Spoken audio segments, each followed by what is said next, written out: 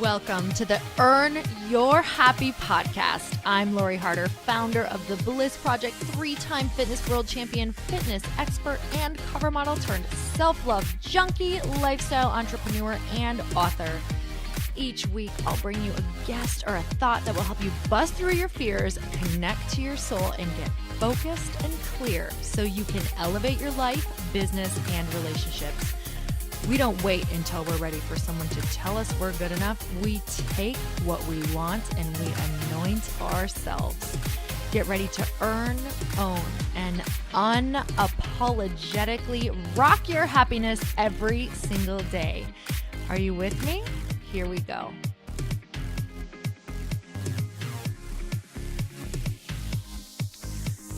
Welcome back to the Earn Your Happy podcast. And today I have a friend on here. Her name is Arian Alexander, and she is known as the Rock Your Life Coach. She has a master's degree in spiritual psychology. She helps female entrepreneurs and businesswomen step into new possibilities so they can create a life and career they've always dreamed of. So Arian is so much fun, and she's also so heart-led. And I love this about her. She spent over 12 years as a high-level executive in the fashion business and walked away from a successful career to follow her heartfelt dream of succeeding in the entertainment industry. And she's also a transformational life coach.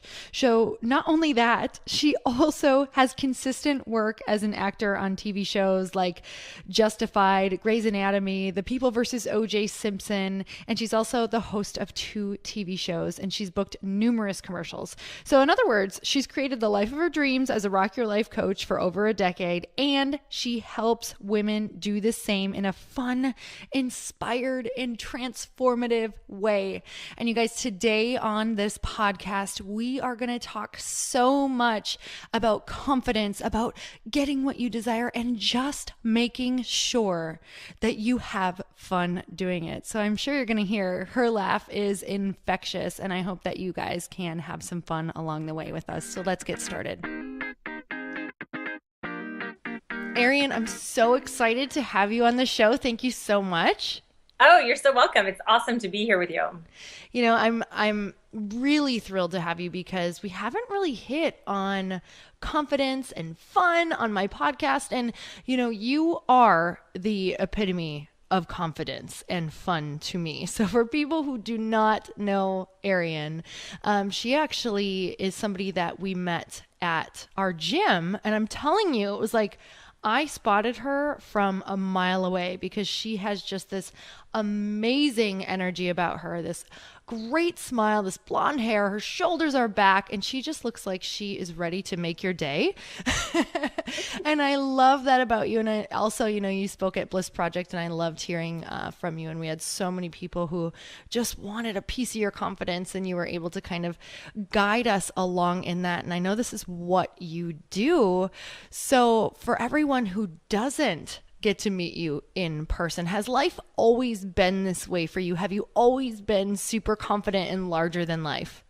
I love that question. And I would say I've always had a larger than life persona and personality, probably partly because I'm 5'10". I've kind of been 5'10" since I was 13 years old. So I kind of was always, you know, a little different than all of the other girls just because I was so tall. And I've always been very enthusiastic and positive.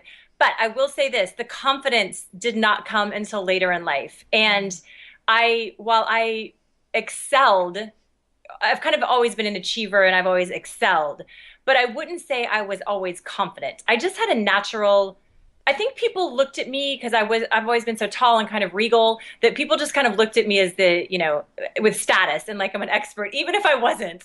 And so, I remember when I showed quarter horses competitively when I was a kid. That's what I did all growing up.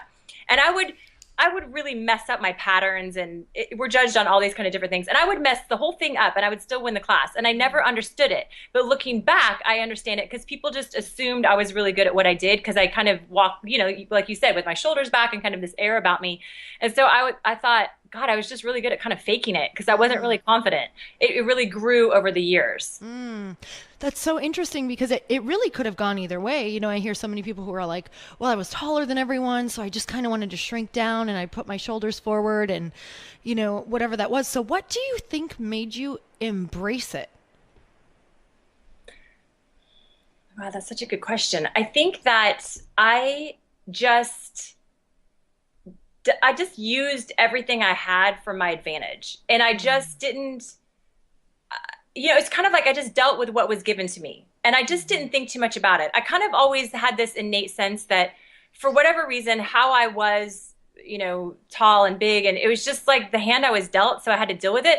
But on the flip side, what was interesting is much, much later in life, in my 30s, my first brand that I had, the first brand that I created was called Big Blonde and Beautiful.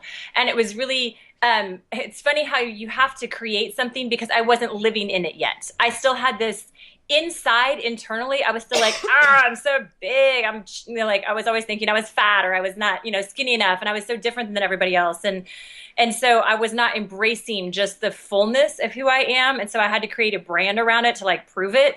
And so I had my brand called Big Blonde and Beautiful that I had for a long time. And it was really my way of proclaiming it until I could internally proclaim it that I don't need that brand anymore. Now I live it. So I'm like, oh yeah, I don't have to prove it to anybody. I love that. And I love that theory. It's just like the act as if theory. It's so funny because people are like, oh, when am I going to feel this way? Or when am I going to feel confident? Well, it never happens. It never happens that way. No. It's always like, what are the things that confident people do? I think of that all the time because I notice for me, when I feel, out of place or awkward or whatever that is, or insecure, which can happen a lot to me in different social settings, especially if I'm throwing myself into a lot of new things, it's like, I want to close off and I'm like, I try to remember, okay, shoulders back. Okay, what do confident people do? How would they carry themselves? How would they look? And it's like you act that way and you really start to feel that way. So I know that you work with so many women. Where do you hear most? Like, where does that lack of confidence come from and how do we start overcoming it? Yeah, it's so true because I work with awesome female entrepreneurs all over the world. And so everyone's creating their business and everyone or has a successful business. And I find that whenever we're asked to put ourselves out there, because all the clients I work with, their brand is basically themselves, like you, like your brand is yourself. My brand is myself. So I work with people like you and I, health and fitness experts. I work with other coaches. I work with even people that are producers and things like that. But everything is our own brand. And so when we put ourselves out there in the public media, in social media, and with blogs and things like that, I find that my clients can get so lack of confidence in that area of what are people going to think about me and what are they going to say and what if I don't have anything to say and what if I'm not good enough, and that's where all the limiting beliefs start coming up around confidence. And so my experience is just like you said earlier, that it's kind of fake it till you make it, because we're not all just born with confidence. We don't just innately have it necessarily. Some people do, and in different areas some people have it more, but it's building the muscle. I always say having confidence is just like going to the gym. You have to consistently work out the muscle and stretch yourself past your comfort zone in order to build the confidence. Mm-hmm. So that comes in taking courageous action steps. And with my clients in particular, it's my clients, they probably get so mad at me because we'll be on calls and they'll go, okay, I want to do this blog post, but I'm really scared and I just don't know what people will say. And I go, well, then you have to do it. Like if you say you're scared to do it, then you have to do it. And they're like, oh my God, why do you do this to me? Mm-hmm. That's the only way we grow, is when we do something scary and out of our comfort zone. That's where the juice is. And that's how we build the confidence. I love that. I always view it as like a little gift, like, okay, go where the fear is. And truly it's the greatest guide ever. Sometimes when you're like, gee, I just don't know what to do today, or I don't know where I should put my energy. It's like, scan your life for everything that you have fear around. And that's where you should go. Yes, it's so true.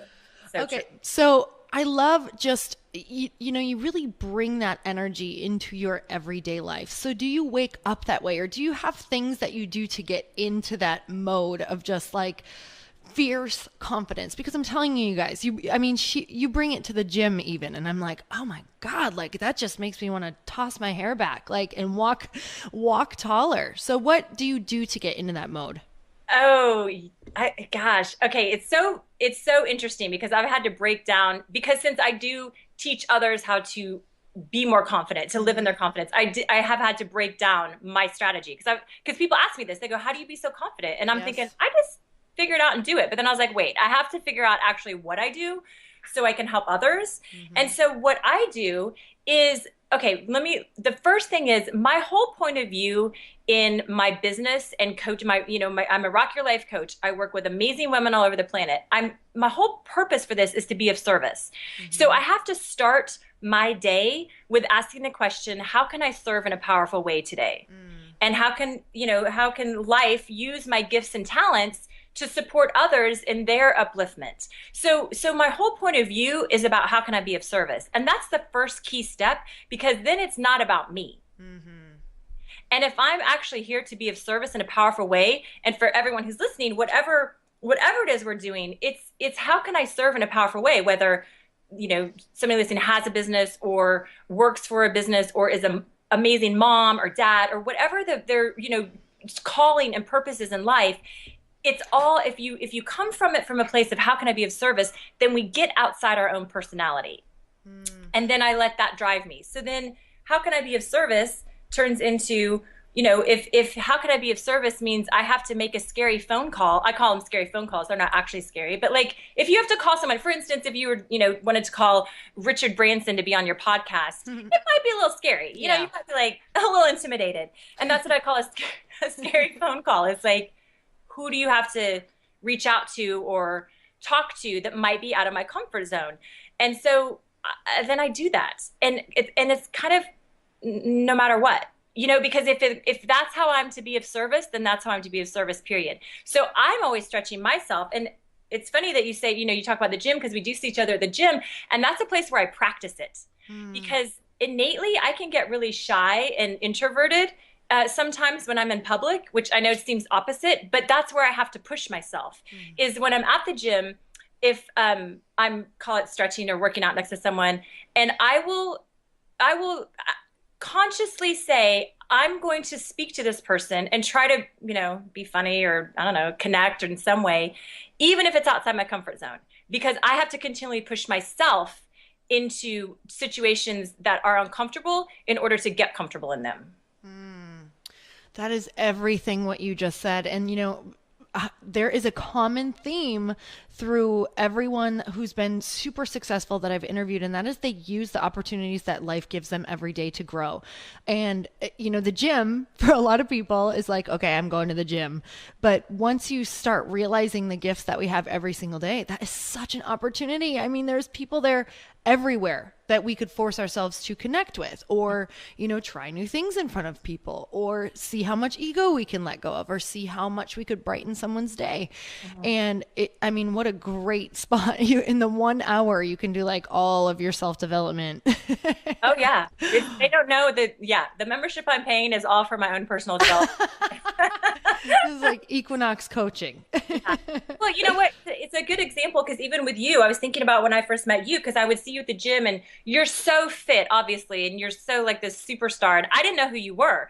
And I just remember I thought I was a little intimidated, because you're so fit and you're so pretty and you're so obviously know what you're doing. And I thought I have to talk to her because I'm intimidated. So I thought that was the thing where I had to push beyond my comfort zone and reach out and connect to break my wall of intimidation. So I remember I just said to you, I was like, oh, are you a fitness model? Because it's like, you're super cut. And we just started talking, and, here we are.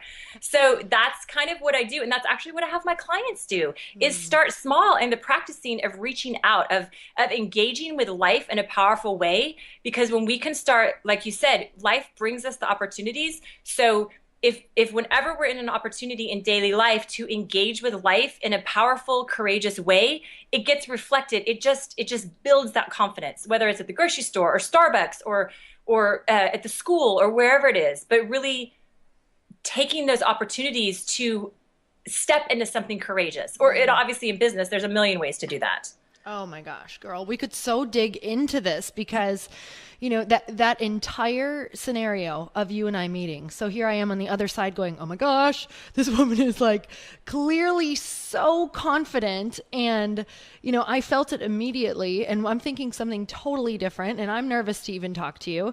It's so funny what is actually going on in those scenarios, and to be able to, when you actually do connect, the beauty that happens within that. I'm so grateful that you did that, because just by you doing that, it made me want to connect with other people. It made me want to show up in a more friendly, open way, because I loved your energy. So, I mean, so many opportunities, just like you said, Starbucks lines, coffee, anything, everywhere. Just engage with people. Even I find, when I'm taking a walk, sometimes I'll walk past someone and you make eye contact and you look down right away. And I'm like, why did I do that? Like, actually look at someone and see them and let them know you saw them and smile. And those alone, like, just, I find it's crazy how people can't even keep eye contact. So just practices throughout daily life. So let's talk about that though. So the risk of going up to people, because this is what stops people. I know this is what stops me, is like, okay, what if this person rejects me or thinks I'm a weirdo, or I trip up my words again and I just seem like a freak? Like, these are all the things. So what do you teach around that? Just different things to kind of work through it. Yeah, well, great, because it is so prevalent in day-to-day life when we engage with people, and then online too, where, I'm sure a lot of your audience has their own business and is building their businesses. And so that thing about posting on social media and, sharing themselves on social media, or reaching out to other businesses to partner with, or other people in the industry, there's that fear of, what if I get rejected? What if they don't like me? What if they think I'm a freak? What if they think if I'm weird? So two things. Again, I go back to, how can I be of service? And if that is truly how the point of view that runs through, that guides us, then we have to be of service, period. Whether that means getting quotes, and I'm having air quotes right now, getting rejected, because this whole thing of getting rejected is literally false. And if I could just have every person listening and every one of my clients really understand this and get this, it's a game changer. That there's no such thing as rejection. Because every single person's reaction, and what I really coach my clients around is allowing everyone their own experience and their own projections, that it has nothing to do with me. So it's kind of like the Don Miguel Ruiz 4 agreements. Don't take anything personally. What someone else thinks of you is actually none of your business.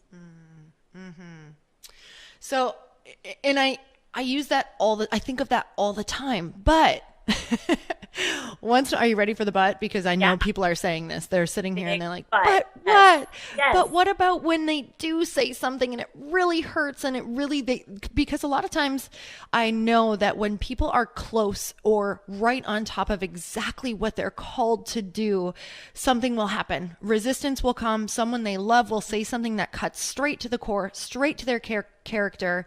They just go for the jugular. And I believe that that's a test, obviously, to see how much you want to do it and how much you want to serve, because there's so much responsibility that comes with it. So how can we prepare those people? Yeah, that's really great. And I love the butt. I call them the big butts. How to move through your big butt. I love it. Yeah. So the thing is with when things like that, okay. So here's the deal.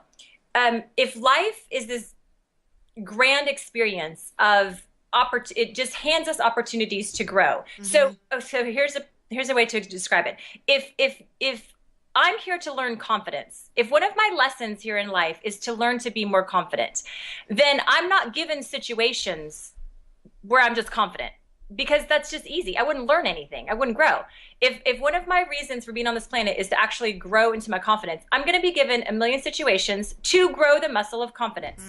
Awesome. So just knowing that, people knowing that up front does help. Really understanding, because people think it's going to be easy, but it's like, well, I don't want to say it's going to be hard, but whatever we're here to learn, it's not handed to us, because then we don't learn anything from it.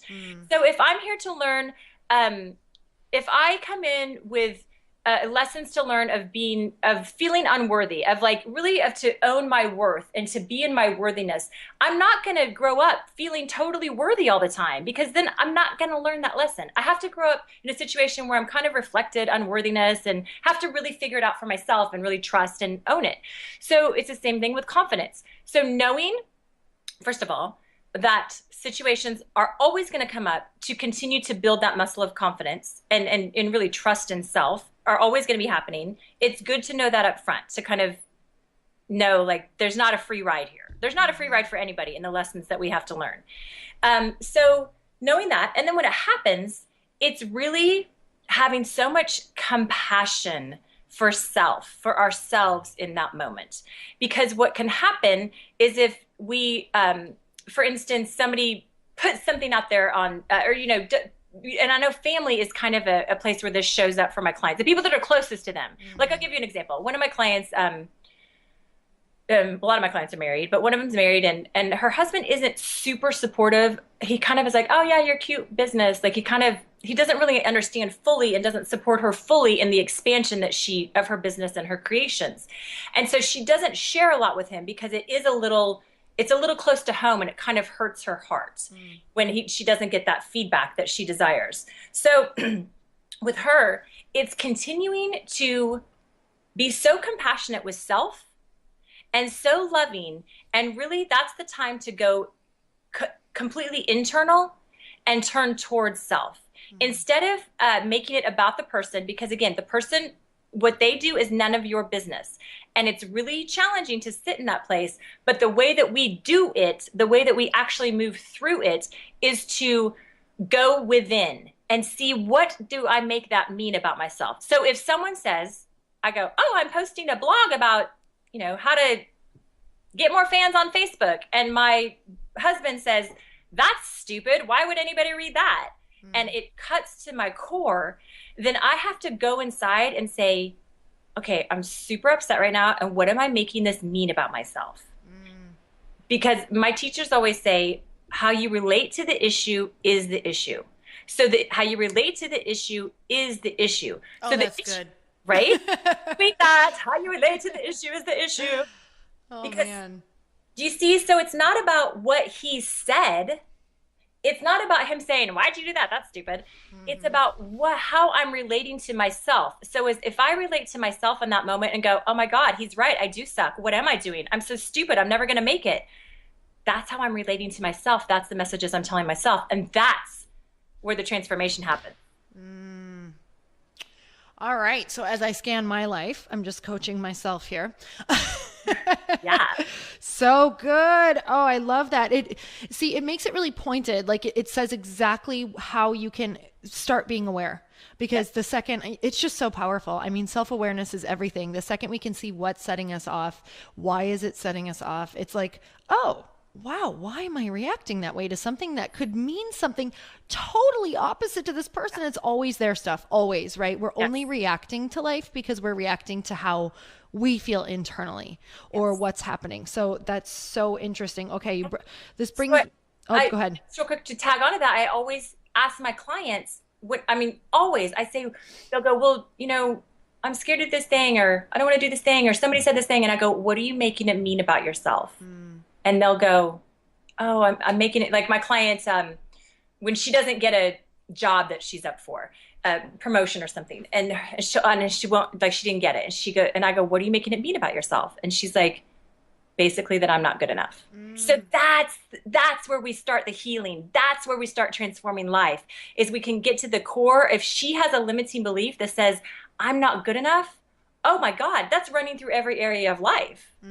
So that's where we do the work to heal those limiting beliefs that are hiding under the surface. And then when we heal those, then what other people say doesn't matter as much. And then we have more confidence, because we're like, oh, whatever. Some people are going to like what I say and some people don't. So whatever. Which means more action, just more action. And it's a numbers game, just like the more action that you take, the more likely you are to get the response that you want. So I love that when you go find that limiting belief, it's not going to close the door anymore on you without having you realize what it is. Like, why do I keep shutting myself down? So what great pointed questions those are. I love that. Okay, so you talked about trust and trusting yourself, you know, especially around when you are going to take those leaps in trying on your new confidence, in putting that post out, in that blog post where you just feel like it hit you in the soul, you're ready to put it out there, but all of a sudden those thoughts come in, you know, maybe where we're judging ourselves. So how do we know that those initial hits, you know, are there feelings that you feel in your body? How can we learn to trust ourselves more? Okay, how can we learn to trust ourselves more? And okay, I love this because because every single one of us has this innate intuition that is so guided and is so pure. And what I see happening is people tend to turn away from it instead of listening. So it's if the inspiration, you know, and I know so many people that come to Bliss Project and listen to your podcast are really desiring to have their own businesses or do or create what they're really excited about in life, what they really desire. So for instance, because I see on your Facebook page, I see what people do, you know, after they come to Bliss Project. And so I see that, for instance, if someone has the inspiration in a moment to create a blog, if that desire and that inspiration is brought forward in that moment, it's so pure and it's so clearly from life, God, spirit, universe, whatever we want to call it. And so when we follow that desire and we follow that intuition, then it continues to expand. What I see happening often is people will follow that intuition for a minute, and then all the limiting beliefs will come in and shut it down. And so how we trust ourselves is we start listening to ourselves more. We start listening, we start making our experience of self and our whispers from life and our dreams and the truth of who we are, we start listening to that more. And that's the first step in really trusting, is listening to that intuition. For instance, anyone listening can do this right now. If you think of something that you're really excited about in life. So one thing I'm really excited about in life is, I'm creating a new video series on something. So I'm really excited about this new video series I'm creating. So that inspiration came on a plane ride on the way home a couple weeks ago. And I went, oh my God, I can't wait for this. Oh my God, I'm so excited. So if everyone right now thinks about something they're really excited about and feel how that feels in our body, and like, it probably feels sparkly and we probably feel it in our belly, kind of like excitement, and our heart rate might like speed up a little bit. And we just feel a little more playful. So that's life. That's life force coming through us in this moment, each of us, with this thing that we're excited about in life. So then if we think about in the next moment, all the reasons I can't do it, which for me right now, I'd be like, oh, God, it's so much work. And oh God, then I got to figure out how to do a funnel for it. And oh my God, oh God, I got to figure out my outfits to wear. And yep. And then, when you think about the things that come in to block it, the energy, you can feel it completely drops. Mm-hmm. Like I feel it right now, like my belly drops, my kind of shoulders drop. I'm kind of like, wah, wah. Mm-hmm. So in just that, last 60 seconds, you can see how your intuition, your body tells you what is true and what is pure and what is joyful and exciting, and also tells you like what's not cool and what's kind of, the wrong path. So really trusting ourselves starts with listening to self and listening to that intuition in such a sweet, pure way. Mm-hmm. I love that. And I can actually, literally, I love it because it is something so tangible that you feel. And we know it because it's directed through, our feelings in our body. And it feels like it just feels like your body is screaming yes. Like if it could say it, it would, right? So how do we get back to the place of yes when the other things settle in, or when the mundane starts? Let me just say, I'm thinking about writing my book right now, where it's like, that is like a yes for me. It's like I can't fathom my life without doing it. It doesn't matter how hard it is. But then when I go to sit at the computer, it's like, okay, Lori, get back to that place of yes that's going to keep you going, when because then the hard stuff sets in. So do you have exercises around keeping the yes burning? Yes, I have yeses on how to keep yeses, ways to keep yes burning. Okay, here's the deal with the yeses and the divine inspiration. It's not that you're going to have the yes burning all the time. In fact, you probably won't. Because again, it's not a free ride. So this is where commitment comes in. And this is where accountability comes in. This is why I coach, because my clients are all doing exactly what you're saying. They want to write a book. They wanted to write a book for 20 years, but never wrote the book. So I'm like, okay, well, let's write the book. And then they're like, but I got all these reasons. And I'm like, but you want to write the book. So like, are we going to write the book or not? So we're working on the inner limiting beliefs, but also the outer action steps, because spirit meets us at our point of action. So it's not like you're going to sit down every day and be like, I can't wait to write for a couple that would be insane. Like, there's no way that's going to happen. I mean, just anyone who's an author, I'm sure you've interviewed lots of authors, and all authors speak of this. Like, they just sit down and write. They just sit in front of the computer for 2 hours, period. I remember Stephen Pressfield speaks of this in The War of Art. Yes.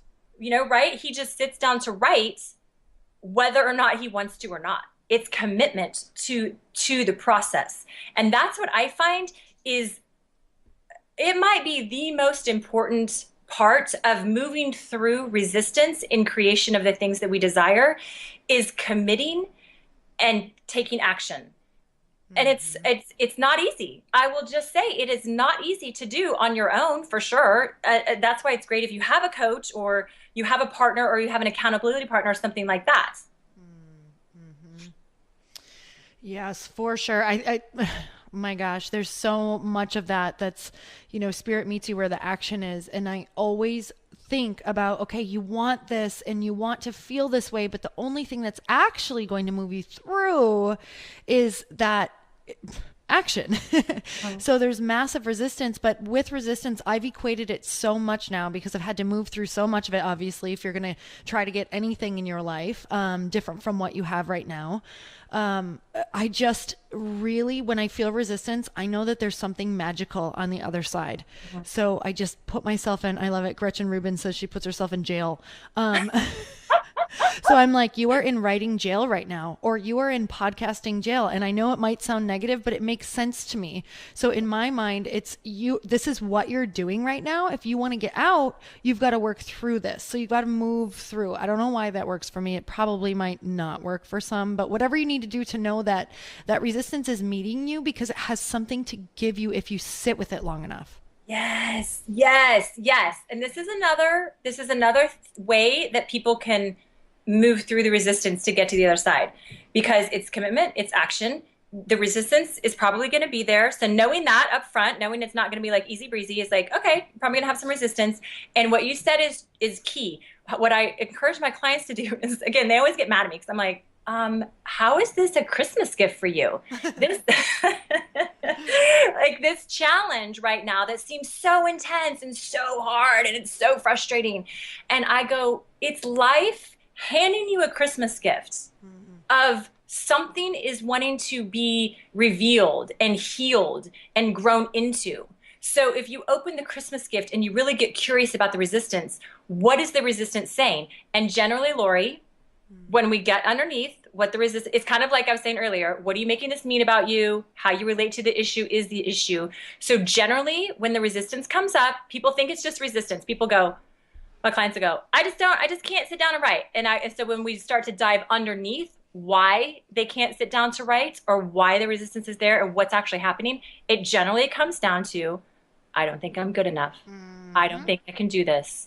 I don't think I'm worthy. I don't think I deserve to have this, career of my dreams. So again, the resistance is a gift. It's not resistance. It's the Christmas gift. And when we unwrap the Christmas gift, and inside is the beautiful treasure of a limiting belief that says, I'm not good enough. I can't do this. I don't deserve this. Then we have the opportunity to heal that and move through it. And then the resistance isn't as strong. I'm just going to share mine so people can kind of understand and hopefully they relate. So when you say, the resistance around writing is typically something deeper, when I analyze it, it's always, I'm not smart enough, or is this story interesting? Am I interesting enough? And the thing is that I'm never going to be able to grow if I don't actually have a place to be able to grow from. So if I don't just write the story, if I don't just write what I have in my head, I can never send that to my editor to get the assessment back to tell me what I need to do more of, or where I could move in the direction, or how I could grow, or have a coach look at it. You have to get that out. You have to do that initial step. So that is so amazing, because it is always that. And I'm like, okay, well, what are you going to do about it? Mm-hmm. If you don't feel good enough, or you don't feel smart enough, are you going to mope in that? Or are you going to go to a place where you just begin so you can grow? Oh yeah. Love. And I think it's also, even with that, I love that I'm not smart enough. I have a client who deals with that all the time. She always thinks she's not smart enough. And one of the things that I have her do also is I go, well, how will you know? Yeah. Like, how will you know if you're smart enough? And she'll give me all these reasons. Like, for you, it could be, oh, I'll know I'm smart enough when I get my book published. That'd be one. Because like, it's so not true. Mm-hmm. It has nothing to do with you being smart enough. So when we can start to really question those thoughts, and really, even for you, it's like, what's underneath I'm smart enough? Yeah. I have a feeling there's something else underneath there that's covering, like, if you're not smart enough, then what does that mean about you? Yeah, your fear of judgment, fear of people, but basically fear of people saying you're not smart enough, or, oh, you were homeschooled through high school, or why would I listen to you? Yeah, there's one. Right. You were homeschooled through high school. Why would I listen to you? Mm-hmm. Great. Welcome to our coaching session. It just got real. Yeah. So, okay, great. So can I just share with you what? Yeah, I'd love it. What's next? Mm-hmm. So when you kind of get there of like, what I hear in that is the homeschooled, why would anyone listen to me? So there's still judgment held around this. Mm-hmm. And what is your judgment around it? Just the old idea is that if you don't have a formal education, that you're not worthy, I guess, of jobs or of people's attention, and I can kind of figure out where that came from. Yeah. Yep. So if I don't have a formal education, I'm not worthy. And you can fill in the blank, but it's basically, I'm not worthy. Right. And so, what I work with the clients is really when we start getting, like you see right now, how kind of easy it is to get under the surface to see what's actually, it's like looking under the hood of the car. Mm-hmm. And it's really the forgiveness of, the next step in moving through these limiting beliefs and creating more confidence, creating more trust in self, all of it, creating more worthiness, is forgiving ourselves from such a deep place. But it's not forgiveness how we're generally taught. We're generally taught, I forgive that person for yelling at me. I forgive so-and-so for making me mad. But that's not actually forgiveness, because what is happening is the judgments on ourselves is where the pain comes in. Mm. So it's never about the other person and what they did. It's about what we're making it mean about ourselves, how we're judging ourselves, how we're judging that person. That's where the pain comes in. So for instance, in what you're experiencing, it's the forgiveness is, I forgive myself for ever having bought into the belief that if I'm homeschooled, then I'm not worthy. Mm-hmm. Because somewhere along the lines in our lives, these limiting beliefs get locked in, and it's generally at very early ages. And they get locked in. We don't even know where they come from. And then we play them out for the rest of our lives until they work with someone like me or a coach or personal development and can really free ourselves from these. But the real self-forgiveness comes in, I forgive myself for judging myself as not worthy. I forgive myself for buying into the misinterpretation of reality that I need a formal education to be worthy. Do you see the difference in how forgiveness is generally taught? It's so much more freeing and direct, and your soul feels it. It does. Just like when we were talking about the inner knowing, it's like the inner knowing of, whoa, this is what was missing. Because I can search externally all day long, wishing something could have been different, or someone could say something to me to validate me. And it just is never going to happen. So it's all got to come from me. Yeah. So beautiful. I hope that just grabbing onto that, a few of those sentences that you gave are so powerful. So if you're dealing with anything like that out there, definitely just using some of those key sentences that she just said and using them, whenever those things come up is the most powerful way to reprogram. So that brings me perfect bridge, Arian, to, because that was a limiting belief of mine for so long. And of course they can still come up. They still haunt you, even when you do work around it. But it's just a reminder to continue the work always. And I just want to point that out. Like, I actually don't mind anymore. I'm excited about it because it reminds me just of, okay, more work around that, or wow, I can relate to people through this, or wow, this is maybe the lesson I teach for the day because I'm still dealing with it. And that you never, ever feel like you are just, I'm healed. By the grace of God, I'm a perfect human. So it's always these great things that we get to learn from. But this is the perfect bridge to ask you about how we can try to have more fun. Because for me, I'm just going to share with you. So because of that, I thought that I had to take myself super serious, right? I thought that I just had to be, I don't know, just really make sure that I'm showing up conservative in my dress and making sure people take me serious and how I speak. And all of a sudden, this fun part of me that is truly who I am at the core, I would say it's the biggest part of my personality. I destroyed her. I killed her soul and I didn't let her come out. So for a long time, I was miserable, and now I'm slowly letting her out.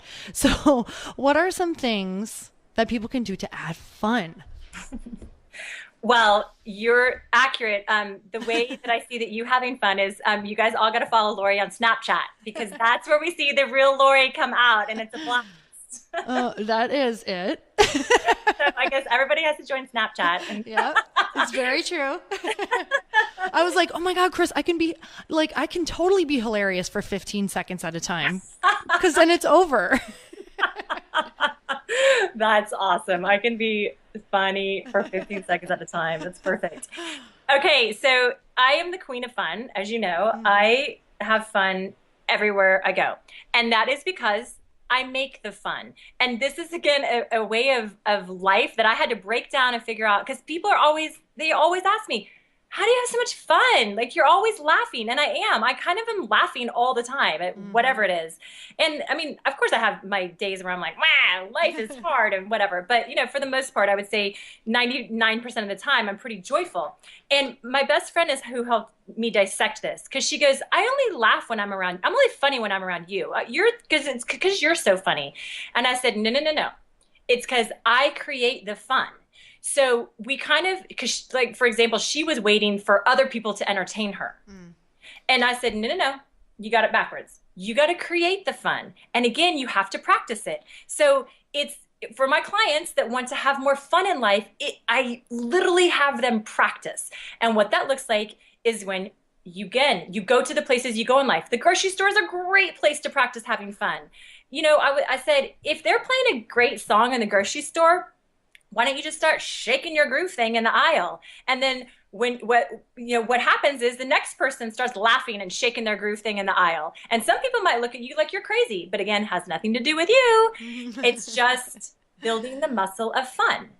So it's just like building confidence. It's finding ways to create more fun and engagement in life as you are right now. And you might have to push yourself out of the comfort zone, like you did on Snapchat. Like, you're like, okay, I can be funny for 15 seconds. So I'm going to start there, which is awesome.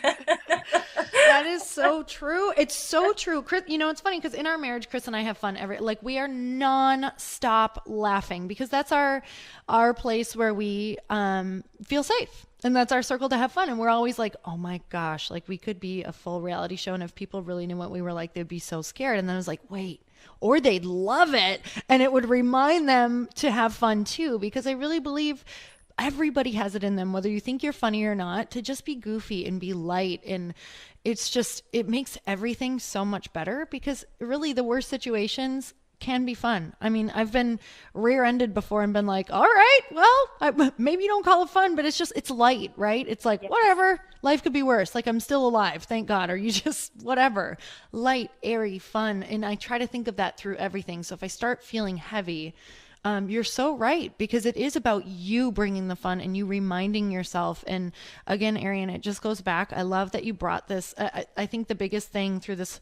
whole conversation has just been choosing to use life as a practice to be better in what you want. And I can't tell you how much that came through with all that you do and all your coaching. And it's so practical and it's so tangible.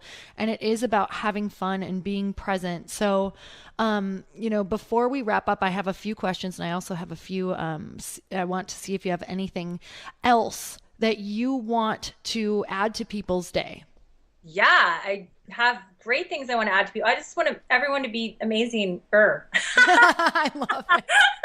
We need a shirt that says that, or a coffee mug. Right. Be amazinger. Be amazinger. It's true. Well, I am the Rock Your Life coach, so I'm all about, rocking your life. And I'm so glad about all the things we talked about today, because especially when we're talking about the self-forgiveness, because it's so powerful and so rich, and it's really where I find the juices to heal and to shift and transform.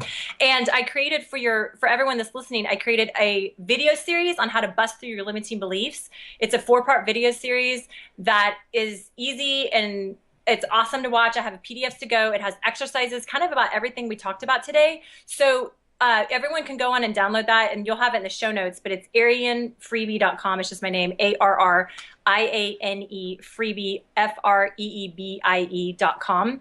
And you'll love it. Everyone will love it, because it just walks you through how to identify your limiting beliefs and understand what's happening within you through exercises, and then how to clear them and heal them and reframe them into something more positive. And then I do a whole video on the self-forgiveness and how to really go in deep and really do the work to transform them. So that will be available for everyone listening.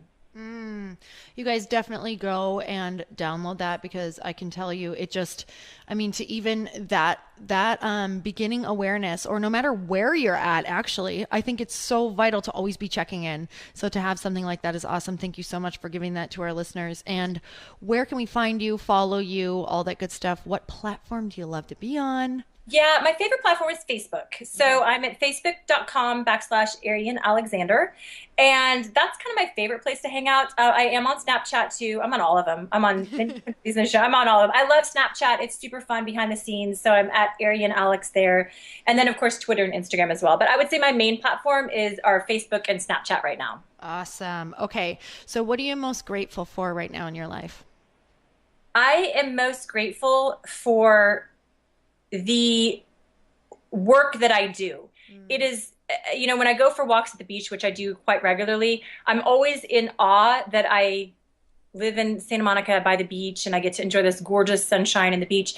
And always what comes in is I'm honored to do the work that I do with people all over the world, because it brings tears to my eyes right now that life uses me in such a powerful way that I get to literally support people in transforming their lives. And I don't take that lightly. And it's not me. I'm very clear. I have skills and talents, but I just let the light flow through me in order to be of service in a powerful way.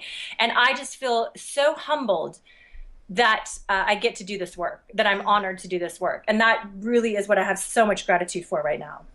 So beautiful. And, it uses you because you said yes. So whether it's flowing through you from something else, you say yes. And you are someone who I'm so grateful for. And I really use you as an inspiration, because you do say yes to pretty much anything and everything that gets thrown at you. So last question before we wrap. Yeah.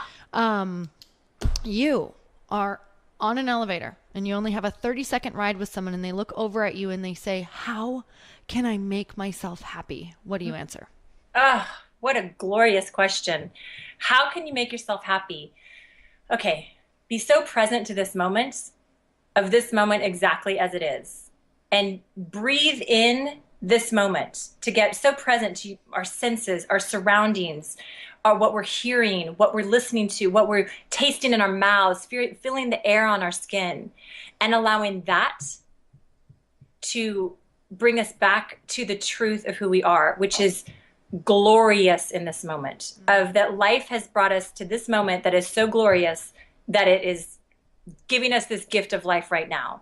And when we can start there, of just the presence of what is and acceptance of what is, then the happiness is just there. The peace is just there. Thank you so much. Ariane, thank you so much for being on the show today. You're so welcome. What a fun time. You're so amazing. Oh, I'm so grateful for you. And you guys, if you loved this episode as much as I did, make sure you share it, tweet it, reach out to Ariane. And until next time, earn your happy. Bye, everyone. Thank you guys so much for spending this time with me on the Earn Your Happy podcast. I am so glad that you stopped by. If you could take 1 second to share this episode with someone you think would love it, that would be absolutely amazing, and we would be forever grateful. Also, please leave us a review if you feel so moved by going to iTunes and leaving us an honest thought, an honest comment. Tell us what you think. Tell us what you want to hear more of. It would really help us out on our journey to helping thousands and thousands of people. Until then, don't forget to earn your happy. Thanks again, guys. Bye-bye.